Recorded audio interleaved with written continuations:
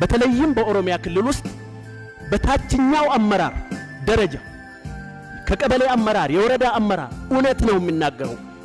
ይሄ በሚዲያ የሚተላለፍ ከሆነ ህዝቡ ይሰማል። ህዝቡ ተቸግሯል። መንግስትና ሌላው አካል መለየት አቅቶታል። በአንድነት ነው የሚሰሩት፣ የተሳሰሩ ናቸው። ትላንትና 27 ዓመት ሲዘርፍ የነበረ አመራር እየበጠበጠ ነው ያለው። ኦፊሻሊ እየበጠበጠ ነው ያለው። ሲረጋጋ ምን እንደሚሆን ስለሚያውቅ ነው። ይሄ የህወሓትም ችግር እኮ ይሄ ነው። አገር ከተረጋጋች አገር ሰላም ከሆነ መንግስት ፋታ ካገኘ ምን እንደሚመጣ ይታወቃል። የህግ ተጠያቂነት ነው የሚመጣው። ከህግ ተጠያቂነት ነው ማንም አይድንም። እርሶም ብለዋል። እኛም ይሄንን ሐሳቡን እንደግፋለን።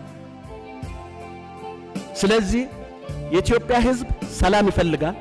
የኢትዮጵያ ህዝብ ለውጥ ይፈልጋል። የፈለገው ለውጥ ነው የመጣው። ልጁን ገብሯል፣ ደሙን አፍሷል፣ አሮጊት ሽማግሌ ሞቷል። ይሄ የልጆቻችን ዋጋ በከንቱ ማንም እንደፈለገ መጫወቻ እንዳይሆን መንግስት መጠናከር አለበት። የህግ የበላይነት መከበር አለባቸው፣ መከበር አለበት። የዜጎች ደህንነት ከምንም በላይ መጠበቅ አለበት። አመሰግናለሁ ክቡር ጠቅላይ ሚኒስትር።